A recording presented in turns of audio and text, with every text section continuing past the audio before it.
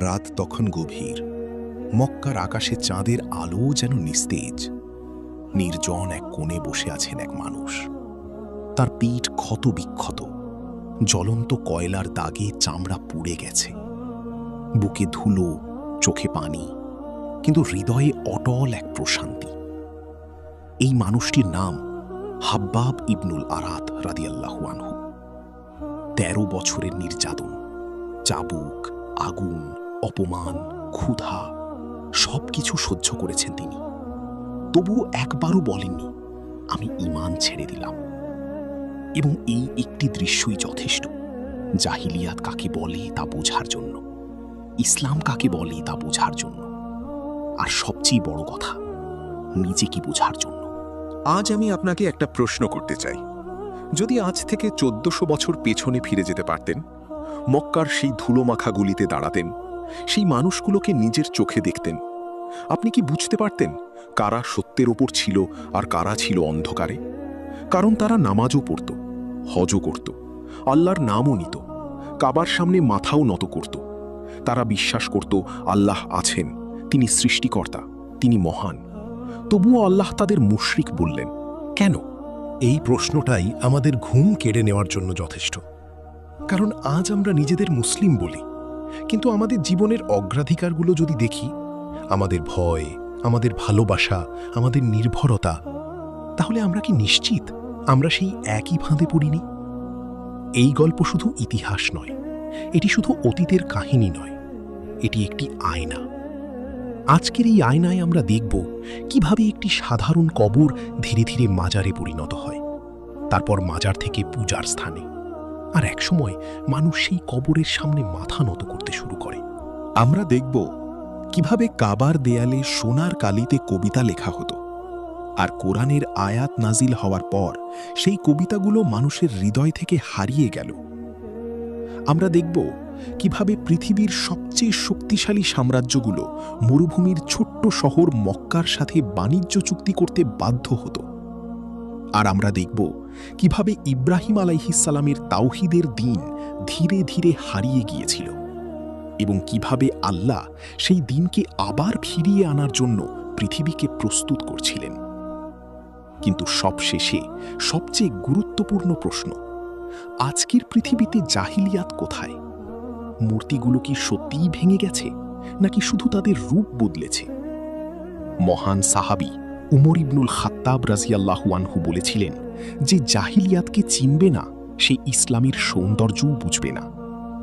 এই কথার গভীরতা অনেক বড়, কারণ অন্ধকার না দেখলে আলো কি অনুভব করা যায় না। তাই চলুন আজ আমরা সেই অন্ধকারের ভেতরে প্রবেশ করি। জাহিলিয়াত এটি শুধু অজ্ঞতার নাম নয়, এটি একটি মানসিকতা, একটি সমাজ ব্যবস্থা, একটি হৃদয়ের অবস্থা। আমরা সাধারণত ভাবি জাহিলিয়াত মানে নিরক্ষর মানুষ, মরুভূমি, উট, তলোয়ার, অসভ্যতা, কিন্তু বাস্তবতা সম্পূর্ণ ভিন্ন ছিল।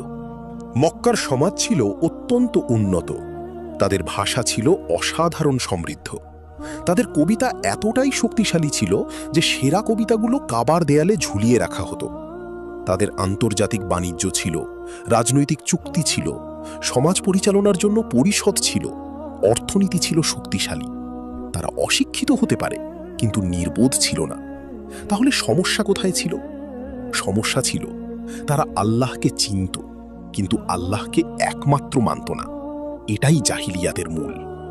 তারা বলতো বৃষ্টি দেয় এক দেবী, যুদ্ধে জয় দেয় আর এক দেবতা, সন্তান দেয় আরেকজন, ভাগ্য নিয়ন্ত্রণ করে অন্য কেউ। আল্লাহ আছেন, কিন্তু তার ক্ষমতা ভাগ করা হয়েছে, আর এটাই শিরক। দ্বিতীয় সমস্যা ছিল জুলুম।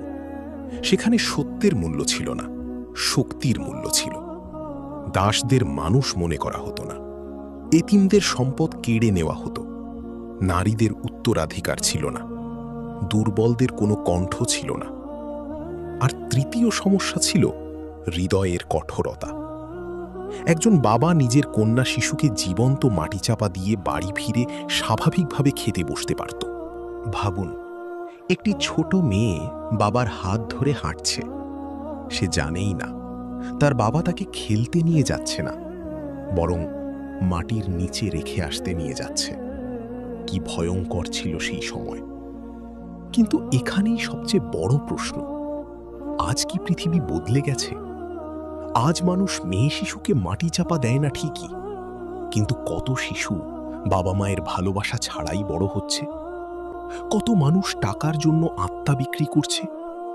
কত মানুষ সোশ্যাল মিডিয়ার প্রশংসাকে আল্লাহর সন্তুষ্টির চেয়েও বেশি গুরুত্ব দিচ্ছে। মূর্তির রূপ বদলেছে, কিন্তু উপাসনা কি বদলেছে? মক্কার ভূগোলও ছিল বিস্ময়কর। চারপাশে আগ্নেয় পাথর, প্রচণ্ড গরম, পানি অল্প, কৃষি প্রায় অসম্ভব। তবুও সেখানে গড়ে উঠেছিল শক্তিশালী নগর সভ্যতা। কারণ একটাই, কাবা। মানুষ কাবার কারণে আসত, আর মানুষ আসত বলেই ব্যবসা হতো। এই সুযোগকে ব্যবহার করেছিল কুরাইশরা। কাবায় রাখা হয়েছিল ৩৬০টি মূর্তি, প্রতিটি গোত্রের আলাদা দেবতা, প্রতিটি মানুষের আলাদা ভয়। কেউ বৃষ্টির জন্য প্রার্থনা করত, কেউ সন্তানের জন্য, কেউ যুদ্ধ জয়ের জন্য। এবং ধীরে ধীরে ধর্ম হয়ে গেল ব্যবসা। মানুষকে বলা হতো, তোমরা পাপের কাপড় পরে কাবায় প্রবেশ করতে পারবে না, আমাদের কাছ থেকে বিশেষ পোশাক কিনতে হবে। গরিবদের কাছে টাকা না থাকলে তাহলে তারা উলঙ্গ অবস্থায় তাওয়াফ করত। ভাবুন, পবিত্রতার নামে কি ভয়ঙ্কর শোষণ। এই কারণেই যখন মুহাম্মদ সাল্লাল্লাহু আলাইহি ওয়াসাল্লাম দাঁড়িয়ে বললেন, এই মূর্তিগুলো মিথ্যা, তখন কুরাইশরা শুধু ধর্মীয় কারণে রেগে যায়নি, তাদের ব্যবসা হুমকির মুখে পড়েছিল, ক্ষমতা হুমকির মুখে পড়েছিল, সমাজে তাদের আধিপত্য হুমকির মুখে পড়েছিল। এবং এখান থেকেই শুরু হলো নির্যাতন। বিলাল রাদিয়াল্লাহু আনহুকে মরুভূমির উত্তপ্ত বালিতে শুইয়ে রাখা হলো, তার বুকের উপর বিশাল পাথর চাপিয়ে দেওয়া হলো। কিন্তু তিনি শুধু বলছিলেন, আহাদ আহাদ, এক এক এক আল্লাহ। সুমাইয়া রাদিয়াল্লাহু আনহাকে শহীদ করা হলো। তিনি ইসলামের প্রথম শহীদ। ইয়াসির পরিবারকে নির্যাতন করা হলো। অনেক সাহাবীকে ক্ষুধার্ত রাখা হলো। কেউ দেশ ছাড়ল, কেউ পরিবার হারালো, কেউ ব্যবসা হারালো। কিন্তু তারা ঈমান হারায়নি, কারণ তারা বুঝেছিল এই দুনিয়া ক্ষণস্থায়ী, আসল জীবন সামনে। এরপর ধীরে ধীরে বদলাতে শুরু করল পৃথিবী।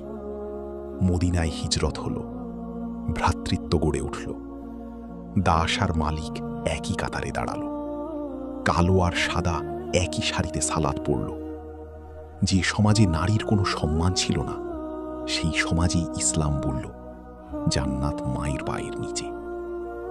যে সমাজে এতিমের সম্পদ লুটে নেওয়া হতো, সেই সমাজেই কোরআন এতিমের হক রক্ষাকে ঈমানের অংশ বানিয়ে দিল। যে সমাজে ক্ষমতাই সত্য ছিল, সেই সমাজেই ইসলাম বলল, সবার উপরেই আল্লাহর আইন। এটাই ছিল ইসলামের বিপ্লব।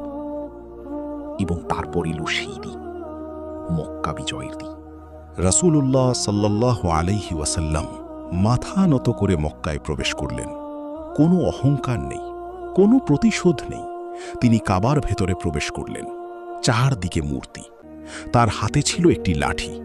তিনি মূর্তিগুলোর দিকে ইশারা করে পড়ছিলেন, সত্য এসেছে, মিথ্যা বিলীন হয়েছে। এক এক করে মূর্তিগুলো পড়ে যেতে লাগল। ৩৬০টি মূর্তি ভেঙে গেল। কিন্তু সবচেয়ে বড় মূর্তিটা ছিল পাথরের নয়, সেটা ছিল মানুষের হৃদয়ের ভেতরে। অহংকারের মূর্তি, লোভের মূর্তি, ক্ষমতার মূর্তি, নফসের মূর্তি। আর ইসলাম এসেছিল সেই মূর্তিগুলো ভাঙতে। আজও সেই যুদ্ধ চলছে। আজও মানুষ আল্লাহকে মানে, কিন্তু টাকার ভয়ে হারাম কাজ ছাড়তে পারে না।